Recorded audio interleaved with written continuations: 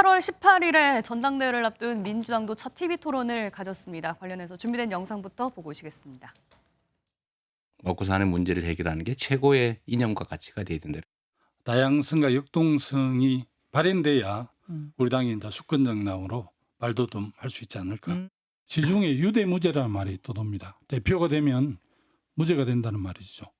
너는 왜 그렇게 많이 공격을 당하냐? 라고 말할 게 아니라 사실 함께 싸워주면 더 낫지 않을까? 네, 애초 약속 대련이라는 얘기까지 나왔던 민주당 전당대회. 김두관 후보가 예상보다 조금 더 이제 공세적인 발언으로 이재명 대표를 향해서 공격을 했거든요. 첫 TV 토론 어떻게 보셨습니까?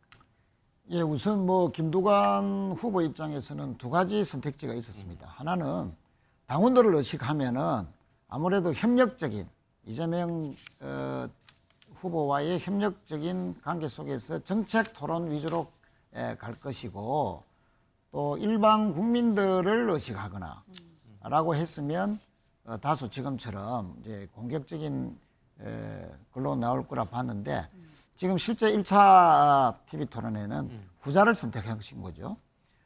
그렇게 분석을 해보면 김두관 후보는 지금 이제 여론조사로 보면은 우리 당원들은 이재명 후보에 대해서 거의 90%에 가까운 80%가 넘는 지지율을 보내고 있고요. 예.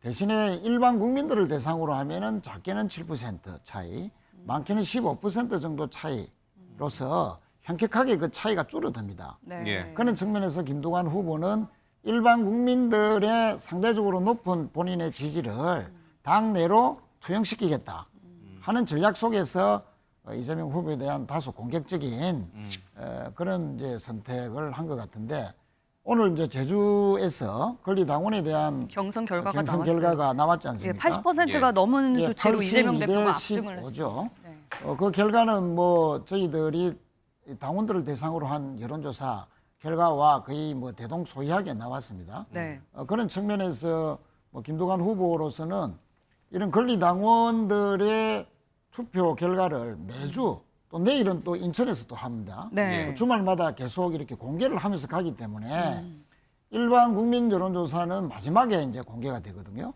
그런 측면에서 권리당원들에게 이렇게 일방적으로 계속 밀릴 경우에는 네. 오히려 더 지지율이 떨어질 가능성도 있다. 그런 측면에서 일반 국민들을 의식한 선거 캠페인도 예. 중요하지만 또 당원들이 왜 이재명 후보에 대해서 이렇게 절대적으로 지지하느냐. 예. 특히 윤석열 정부가 끊임없이 임기 동안에 야당 대표에 대해서 기소를 남발하고 예. 이제 당원들이 생각하기에는 탄압을 연이어서 하고 있는 것에 대해서 이재명 지키기가 민주당을 지키는 것이다. 예. 라고 생각하는 이 당원들의 의식, 그 높은 이재명 후보에 대한 지지, 이런 것을 어떻게 해서 이제 타개해 나가고 예. 본인의 지지율로 다소 이제 좀 넘어오게 할 것인가 하는 그런 과제를 네. 지금 안고 있다. 그러니까 그렇게 봐집니다. 김두관 후보의 전략은 이제 당원들의 마음을 얻기 위해서 한 공격이었다라는 평가하셨는데, 뭐 이재명 대표의 사법 리스크라든지 일극 체제, 이런 부분에 대해서 이재명 대표가 상당히 민감해할 것 같은 이슈를 하나하나 다 꼬집었거든요. 그렇다면 이재명 대표는 이런 부분에 대해서 잘 방어를 했다고 보십니까? 뭐 현재로서는 이게 뭐 치열하게 뭐 답변을 하면은 거기에 대해서 또 재질문 들어가고 뭐 이 정도로 치열하게 나가는 것 같지는 않아요. 그냥 예상 범위 안에 질문이었고 네. 예상 범위 안에 답변이었다. 예. 이렇게 보는 게 맞는 것 같은데, 사실 그 정도 질문도 안 할 거면은 후보로 나오지 말았어야죠. 뭐 거기에다가 김두관 후보 말고 신문 기자 한 분 앉혀놔도 이 정도 질문을 할 겁니다. 나올 만한 질문이에요. 네. 근데 문제는 과연 이 질문으로 지금 김두관 후보가 이번 제주도에서 지금 15% 받았는데 네. 이 이상 받을 수 있겠냐라는 거예요. 치열하게 토론할 거 아니면은 네. 이 부분은 뭐 이 정도 선에 이 정도 하고, 예. 사실은 논란의 중심은 지금 여권이 권력 투쟁하고 있지 않습니까? 예. 밥그릇 싸움하고 있단 말이에요. 그러면 민주당은 민생에 집중하는 모습을 보일 필요가 있다. 그런 점에서 앞서 얘기하셨던 예. 것처럼 김두관 후보가 먼저 정책 얘기했잖아요. 네. 종부세라든지 상속세 이거 바꾸면 안 된다라고 얘기를 했는데, 부자감세 안 된다. 이 부분에 대해서 먼저 공격적인 질의를 해서 민주당이 지난 20년 동안 금과 옥조로 얘기해왔던 종부세 예. 이 부분 우리가 계속 지켜가야 되는지 네. 아니면 새로운 시대에 맞춰서 변화해야 되는지 이런 논쟁을 이끌면 기존의 민주당 전통적인 지지층에서는 그래도 부자 감세는 아니지 않아라는 정서가 있거든요. 네. 이런 부분들이 오히려 민주당의 어떤 토론이 더 전당대회에 대한 관심도 불러일으키고 민주당이 굉장히 국민들의 삶과 집결된 그런 논의를 하는구나. 그래서 굉장히 김두관 후보 자체에 대해서 그거를 뭐 종부세를 어떻게 하자는 얘기를 하지 않더라도 그런 얘기가 중심의 토론의 화두가 오르고 그게 신문 기사로 기사 제목으로 올라갈 때 이게 이제 김두관 후보에 대해서 재평가가 이루어지는 거거든요. 또 이재명 대표로서도 먹사니즘 얘기를 했는데 이거야말로 먹사니즘의 이제 또 대표적인 거기 때문에 그래서 저는 뭐 뻔한 뭐 일극 체제 얘기 답 안 나오는 얘기잖아요. 지금 당원들 투표에서 82.5% 나왔습니다. 예. 그러면 여기다가 무슨 뭐 일극 체제 얘기하면 무슨 의미가 있습니까? 당원들이 다 이재명 대표 좋아한다는데 얘기 하나 많아요. 그럼 결국은 논란이 될 만한 각을 세울 만한 종부세, 상속세 이 부분 가지고 저는 진하게 붙는 게 오히려 더 민주당 전체에게도 도움되고 김두관 후보에게도 도움될 거라고 봅니다. 좀 얘기가 갑자기 이제 좀 벗어날 수도 있는 질문인데 이 종부세, 상속세 얘기 나왔으니까요. 지금 뭐 현 정부 또 여당은 또 많은 이제 경제 관련된 분들은 종부세 굉장히 뭐 이제 서민세가 돼버렸어요, 그렇죠? 예, 아파트 15억 이상 뭐 서울에 사는 분들 대부분이니까 이분들 종부세 내야 되는 상황이 됐고 상속세 30년 동안 바뀌지가 않았어요. 상속세 낼 돈이 없어가지고 기업 팔아가지고 이민 가겠다라고 하는 기업인들이 굉장히 많아요. 그래서 종부세를 폐지 또는 완화하고 상속세를 완화해야 된다는 거는 사실 굉장히 이재명 대표가 그 얘기를 꺼냈다는 거는 굉장히 일반 중도층한테는 굉장히 효과적인 공약이란 말이에요. 근데 그거를 반대하는 전통적 민주당 지지층들이 좋아할 만한 이 부자 감세라고 하는 논리를 김두관 후보가 갖고 나왔을 때 과연 김두관 후보가 더 표의 확장성을 가져갈 수 있겠냐는 거죠. 저는 이제 그런 측면에서 김두관 후보가 대단히 이제 전략적인 이제 행보를 예. 하고 있다는 거니까 이재명 대표 입장은 간단합니다. 이재명 대표 입장은 사실 그러니까 또 이재명이잖아요. 그러면은 여기에 큰 무리가 없어요. 자, 대표되는 데는 큰 무리가 없고 실제로 지금 최고위원 5명 뽑히는 분들 어쨌든 5명 다 친명입니다. 예. 아마 최고위원회가 아니라 대선 기획단 역할을 할 겁니다. 자, 그러면은 지금 트럼프 대통령이 피격 당하자마자 지지율이 올라가니까 어떻게 합니까? 바로 중도 확장 메시지 내잖아요. 이제 다 통합하겠다 얘기하잖아요. 이재명 대표 똑같아요.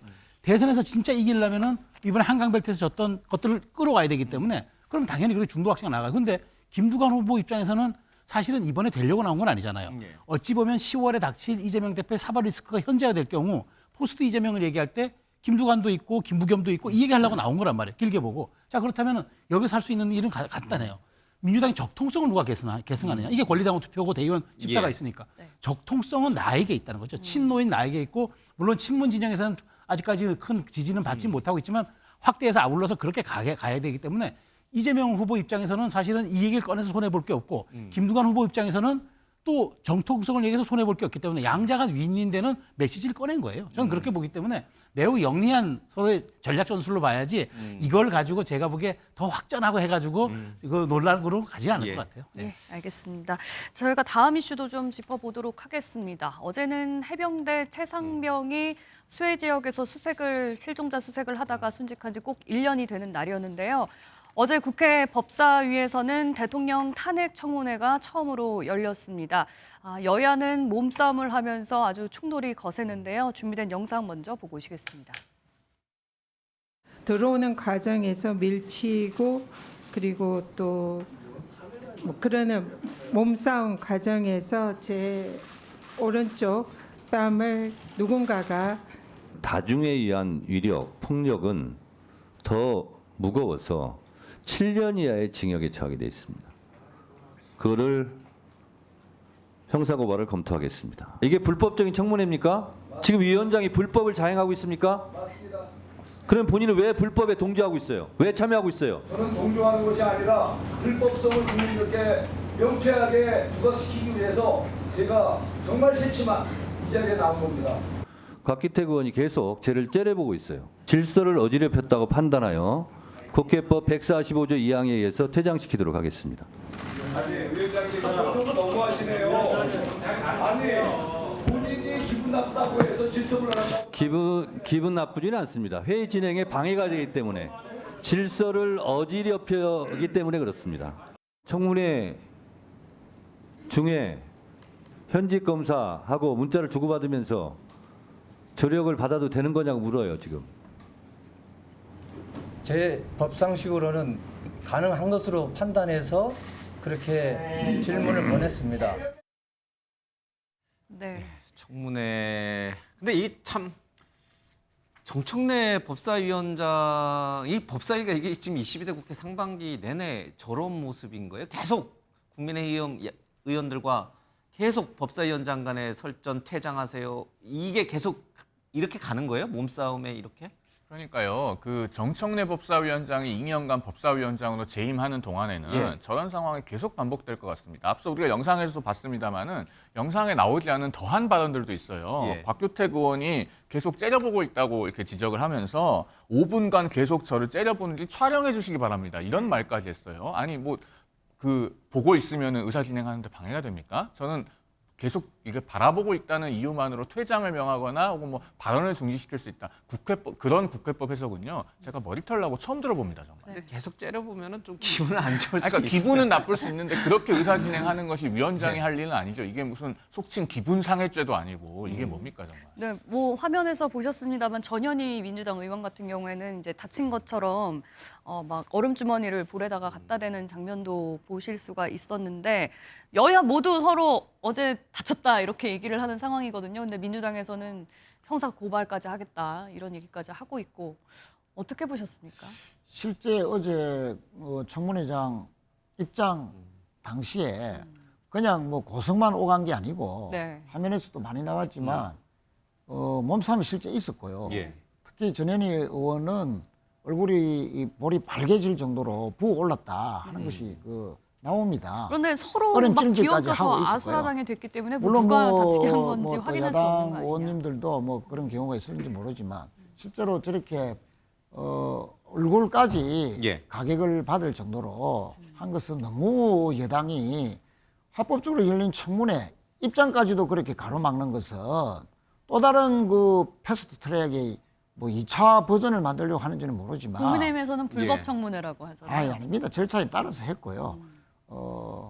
현재 뭐 정의 심판 청구도 했지만 그 나오지도 않았습니다. 그래서 결국은 열리게 되는 것인데 너무 무리하게 저렇게 압도적으로 국민들이 최혜병 수사의 외압 예. 이 논란을 의혹을 좀 파헤치고 압도적으로 특검을 실시해야 된다라고 하는 그 과정에서 나온 청문회를 또 여당이 또 변호할 일이 있으면 들어와서 해야지 저렇게 입장할 때부터 그렇게 가로막고 물리적인 충돌까지 하고 또 의원들의 얼굴까지 가격하는 이런 일이 발생한 것이 결국은 이 여당으로서는 결코 유리하지 않을 것이라는 말씀을 드리고요. 예, 아직 예. 안 실제 한 거. 청문회에서 이번에는 특검의 필요성을 더 강조해준 그런 이번 청문회가 아니냐 그렇게 봐집니다. 오늘 그 민주당 제주 경선에서 이제 최고위원 경선에서 2위를 하셨더라고요. 정봉주 후보에 이어서. 저 밴드 효과인지는 잘 모르겠습니다. 저것 때문에 뭐 동정표가 갔는지 안 갔는지 잘 모르겠습니다. 알겠습니다. 네, 하나 이제 지금 시간이 없어 하나는 짚고 가야 될 것 같습니다. 임성근 사단장이 친척인 검사의 수시로 이제 청문회 동안 이제 문자를 통해 가지고 법률적인 자문을 받아서 갑자기 증인 선서를 한다든지 이런 거 다 위법한 거예요? 뭐 일단은 뭐 아름답고 바람직한 모습이라고 하기는 어려울 것 같긴 합니다만 아름답지는 않아요? 왜냐하면 임성근 사단장이 그 변호인을 대동할 수 있거든요. 변호인을 대동해서 변호인하고 상의하는 것이 가장 바람직하고 옳죠. 다만 이제 검사도 가까운 친족인 경우에는 그 가벼운 수준의 법률적인 조언을 제공하는 것이 뭐 불법이거나 윤리강령에 위반된다고 단정하기는 어려울 것 같습니다.